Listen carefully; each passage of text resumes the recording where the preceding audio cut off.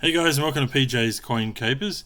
So this is Look What I Found, episode 30, and I've had a really good week of noodling. I've been able to sit back, relax, and just take my time and go through the coins. And I've actually found heaps of good keepers this week. Actually, I found many more than what I'm actually showing right now, but I just picked out some of the more interesting ones just to show this week. So had a good week as far as 50-cent coin goes. And certainly you've got some good keepers as far as the 2001 Federation coins go. So this is a New South Wales one. So all these ones from 2001 are considered to be low mintage, and with around the 2 to 3 sort of million in that sort of range, these guys are well worth pulling out, because they're certainly worth more than 50 cents. That was a WA. This is a Norfolk Island one. And the final one, which is probably not as good a condition, is the ACT, and I've kept that one because they are so difficult for me to find. So I went through probably just as many 20-cent coins this week, but I really struggle with 20-cent coins to find anything worthwhile, and the state coins, they just don't turn up. So I've managed to find one, which is the Tassie one, which is always a good one, and this one's in fairly good condition as well, so that became a keeper. The first of these guys started coming through, so the Indigenous language, Indigenous languages coin, I think it is called. And so that's a 2019 50-cent coin. We already know the mintage of this one. We don't believe it'll change. It's at 2 million, but it is still an interim figure. I doubt that will change. So I would assume that this is going to technically be a low mintage coin at 2 million. So it's certainly always going to be a keeper. And I did manage to find 3 of those during the week, so that's the first of those ones that I've found. Always good to have the Marbos, so managed to find 2 of those this week, and I'm sure you're familiar with this one now. 1.4 million, and if these ones are certainly starting to, they've been in circulation for a little while now. This one's probably a little bit nicer than the one I was just showing, but they are starting to show a little bit of age now. So it was good at the start when you're basically finding them in uncirculated condition. Probably my find of the week was this Incused 50 cent, so that was a good one, and certainly I've explained that during the week when we did a hunt, so go back and check out the 50 cent coin video that we did. Did fairly well with the 5 cent coins as well. Did end up with 4 of these guys. 3 of them came within a few rolls. Really, all 4 of them came within about 4 or 5 rolls, which was great. So the lowest minted 5 cent coin, and these are always going to be a keeper for me. I'll always keep every single one I can.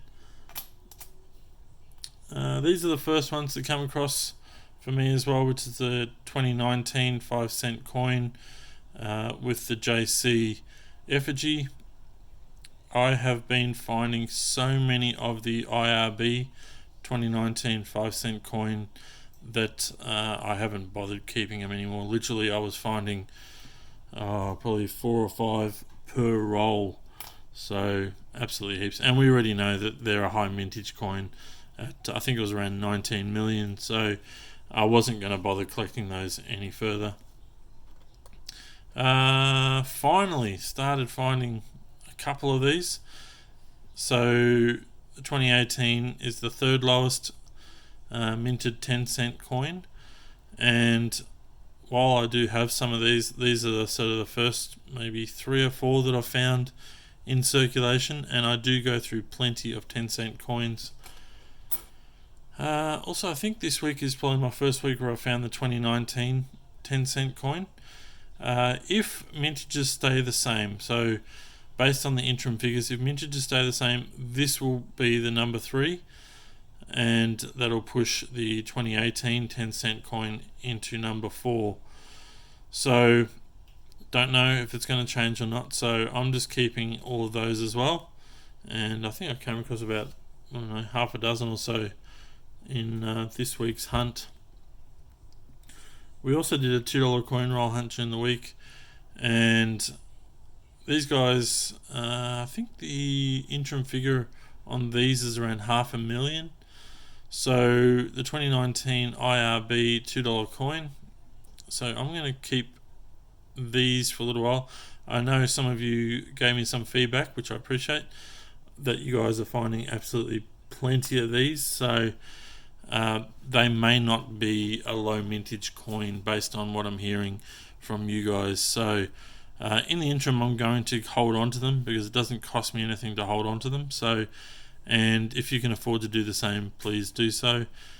When the mintages do come out in late 2020, you can always put them back into circulation.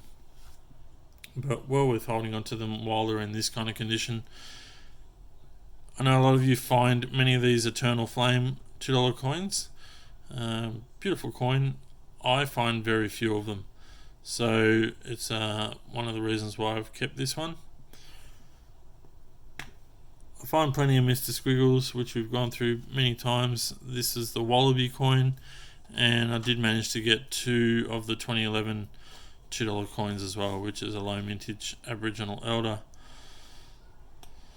Moving on, I had a good week as far as 2014 Mob of Roo, so just over 1 million of these have been put into circulation, and I managed to find 4 of them this week. So I do have plenty of these guys, and I have plenty of rolls of these guys, but I still like to keep them. It's a low mintage coin at 1 million, so well worth pulling out of circulation if you can find them.